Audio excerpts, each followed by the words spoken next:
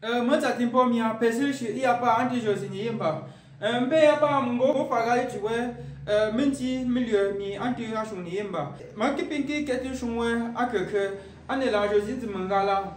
Salut, bienvenue dans ce nouveau cours de la langue Yimba. Aujourd'hui, je vais vous donner les différents types de verbes qui existent en Yimba. Il y a une chose que vous devez savoir, c'est qu'en Yimba, il existe plusieurs types de verbes. Et dans une telle circonstance, cela dit quoi? En Yimba, vous pouvez rencontrer les verbes qui s'écrivent en un seul mot, comme peut-être en français ou bien comme les autres langues. Et vous pouvez aussi rencontrer un verbe qui s'écrit en plusieurs mots. Et ces mots qui sont plusieurs ne sont pas faits par hasard, parce que si à jamais vous les collez, alors vous allez détruire la structure du verbe en question. Je vais vous expliquer sur le tableau qu'il y a derrière moi là, tous ces différents types de verbes qui existent. Mais d'abord, sachez qu'en Yimba, il existe les verbes simples et les verbes à complément. Les verbes simples sont les verbes qui s'écrivent en un seul mot. Et les verbes à complément sont les verbes qui ne s'écrivent pas en un seul mot. Ça peut s'écrire soit en deux mots, soit en plus de deux mots. Déjà même que dans les verbes à complément, il existe les verbes à complément complets et les verbes à complément incomplets. Les verbes à complément complets s'écrivent généralement en deux mots et on connaît tous les deux mots qui font partie du verbe. Et les verbes à complément incomplets s'écrivent généralement en plus de deux mots. Et à cet effet, dans les verbes à complément incomplets, il y a souvent deux points de suspension qu'on met pour dire qu'il y a quelque chose qui manque dans le verbe. Et je vais vous expliquer tout cela sur le tableau qui se trouve derrière moi. Voici quelques verbes simples de la langue Yimba. Le jour, c'est comprendre. Comprendre, ça s'écrit en un seul mot, comme vous êtes en train de voir là. Le jour. Voilà ça qui s'écrit en un seul mot. Maintenant, le lenti, c'est consoler. Le lenti, consoler. Et ça s'écrit aussi en un seul mot, comme vous pouvez voir. Le lenti, ça signifie se taire. Le lenti, se taire, ça s'écrit en un seul mot. Comme vous pouvez voir, ce sont des verbes simples. Et le capti, ça signifie couvrir. Ça s'écrit en un seul mot. C'est un verbe simple. Et il y a aussi le wa, jeter. Le wa, qui signifie jeter. Tout ça s'écrit en un seul mot. Donc, d'une manière générale, les verbes simples de la langue Yimba s'écrivent en un seul mot. Ça, c'est verbe simple, VS. Ça, ce sont les verbes à complément complet. VCC, verbe à complément complet. Voici quelques listes de verbes à complément complet. Ils s'écrivent en deux mots. Les verbes à complément s'écrivent, comme je l'ai dit que ça s'écrit en plus de deux mots. Sachez que généralement le tout premier mot c'est toujours le verbe. Et le second mot peut être un verbe ou pas. Donc c'est déjà ça que vous devez savoir. Dans les verbes à complément, généralement le premier verbe est toujours, le premier mot, on va dire comme ça, est toujours un verbe. Et le deuxième mot peut être un verbe ou bien peut être un mot ordinaire. Maintenant, parmi les verbes à complément complet, regardez, le son en bi, le son en mbi, ça s'écrit en deux mots. Le son en bi, ça signifie s'éclipser, se faire la malle ou s'évader. Le son en bi, s'évader. Vous voyez que ça s'écrit en deux mots. Le son, ça, et parmi les deux mots, il y a quoi? Le son qui est s'arracher, qui est s'enlever. Et mbi qui est s'éteindre. Et le son en bi, s'évader. Vous voyez que ce verbe-ci, il s'écrit en deux mots. C'est un verbe à complément. Parce que pendant la conjugaison, certains pourront me dire, mais pourquoi est-ce qu'on ne colle pas directement pour que ce soit un verbe simple? Si vous collez, ça ne va pas marcher parce que pendant la conjugaison, vous allez voir quelqu'un dire mbi. Regardez. Regardez par exemple. Comme je l'ai dit, certains vont se dire que mais pourquoi est-ce qu'on ne colle pas?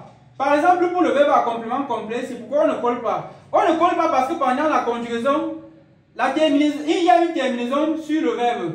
Quand le premier mot est un verbe pendant la conjugaison, ce premier mot a une terminaison spécifique. Donc, ce qui oblige l'espace à hésiter sur les deux. Si pendant la conjugaison, la terminaison devait être ici au fond, ici loin, ici au fond, le verbe devait être collé. Donc, c'est pour ça, regardez, pendant la conjugaison, si je veux conjuguer le verbe de son bi, regardez que dans le mbi, c'est ici, il y a la terminaison. Mbi.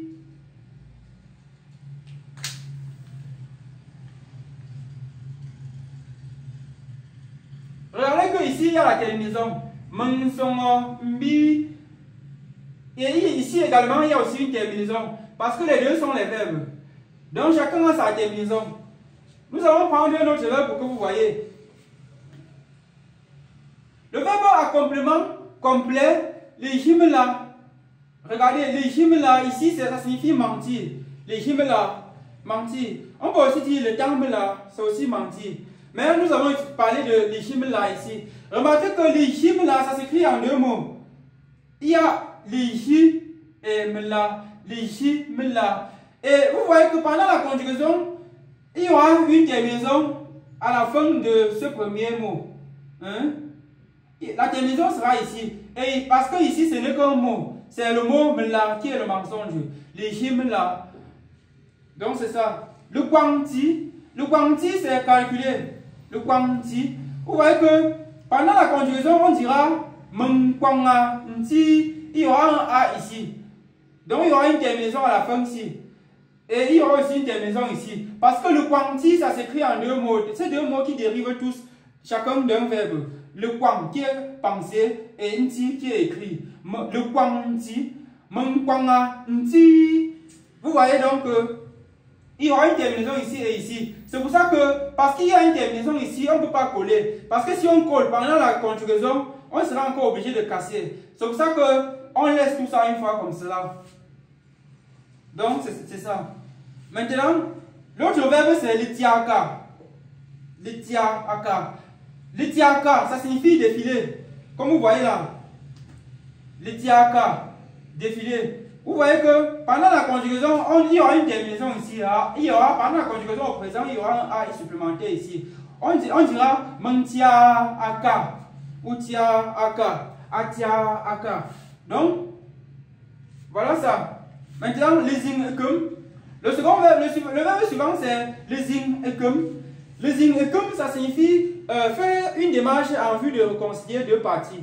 C'est-à-dire deux ensembles qui ont un problème. Ça peut être deux camps adversaires. Lezing ekum, c'est faire une démarche en vue d'obtenir une réconciliation entre deux parties. Ça peut être aussi deux personnes. Le verbe lezing ekum, qui fait la réconciliation là, vous pouvez voir que pendant la conjugaison, on dira par exemple menzing ekum. Vous voyez que il y aura un E ici. Si c'est peut-être la conjugaison au présent simple. Menzing ekum. Comme vous pouvez le constater. Uzing ekum, azing ekum, brezing ekum, perzing ekum, porzing ekum. Vous voyez que il y aura toujours une terminaison ici. Voilà. Maintenant, vous avez donc vu les verbes à complément complet. Ils sont généralement en un ensemble de deux mots, disposés l'un à côté de l'autre. Et le premier est généralement le verbe. C'est le second qui n'est pas obligé d'être qui n'est pas généralement pas le verbe. Mais parfois c'est aussi le verbe. Parce qu'ici, on a vu que le sombi, ici, ça c'est un verbe. On a vu que le quanti, ça c'est aussi un verbe. Ça dérive du verbe leti, le quanti. Maintenant, nous allons voir, les verbes à complément incomplet s'écrivent en plus de deux mots. Et généralement, on ne connaît pas l'un des mots qui constitue le verbe. Par exemple, le verbe le ça signifie laisser. Il y a deux points de suspension entre leti et nung. Leti et nung, il y a les deux points de suspension ici. Donc, je vais résumer cette petite partie en disant que généralement, les verbes à complément incomplet ont deux points de suspension entre deux mots, entre les deux mots qui leur constituent. Mais généralement, les verbes à complément incomplet ont deux points de suspension à l'intérieur.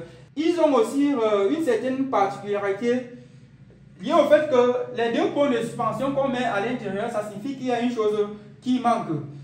Parce que regardez, quand j'ai dit que le tinum c'est laissé, n'est-ce pas? Parce que maintenant, lorsqu'on sera en train de parler, il y aura un mot qui se glissera ici dedans. Par exemple, vous allez entendre quelqu'un dire Sieranung.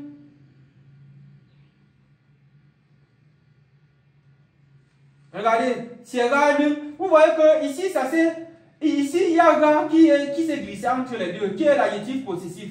Sieranung, qui signifie laisse-moi. Parce que le sinung, c'est laisser. Et maintenant, Sieranung, c'est laisse-moi. Vous voyez que Les deux points de suspension sont en effet là pour recevoir quelque chose. Cette chose peut être un adjectif démonstratif, un adjectif possessif, un adjectif qualificatif, un adjectif, ça peut aussi même être un nom parfois. Regardez, ça peut être un nom. Comment ça peut être un nom? On peut dire ceci dit nous. Ceci dit nous, qui signifie laisse-si dire. Laisse-si dire. Vous voyez que ces verbes-là, les verbes à complément incomplet, ils ont une caractéristique beaucoup plus complexe. C'est pour ça que je ne vais pas... Il y a un livre de grammaire que j'ai associé à ce cours-ci, qui est dans la barre de description. Je vous invite à prendre cela pour ceux qui veulent beaucoup plus comprendre. Les verbes à complément incomplet, comme je l'ai dit, ils ont toujours deux points de suspension entre les deux mots qui le constituent.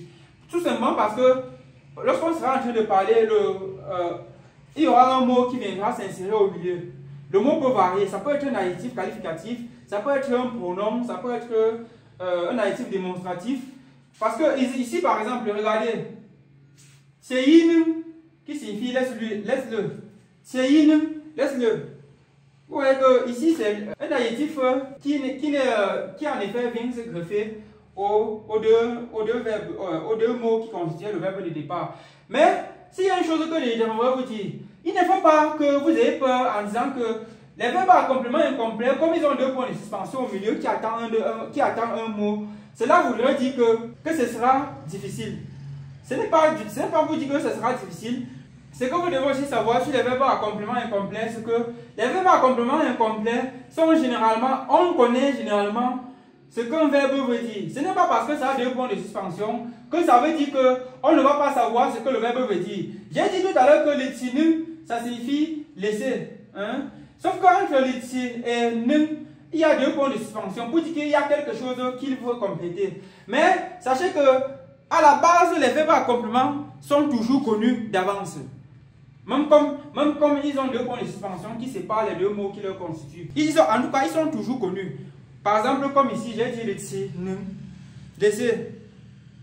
Et on a dit le tirane. On peut dire mon tierine, mon tierwen, mon tierwobne. Il y a autant de choses.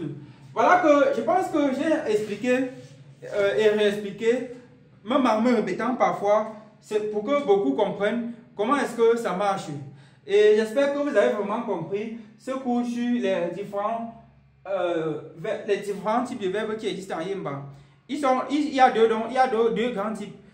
Le premier type qui est les verbes simples, le deuxième type qui sont les verbes à complément. Et parmi les verbes à complément, il y a les verbes à complément complet et les verbes à complément incomplet. Donc voilà, j'ai expliqué tout ça sur le tableau qui est derrière moi pour que vous compreniez. Et j'espère que vous avez compris. Et si à jamais vous avez une question, alors mettez votre question dans les commentaires et je me ferai le plaisir de vous répondre. Ça peut être peut-être par une vidéo ou bien je peux directement vous répondre si c'est quelque chose qu'on peut directement répondre par un message.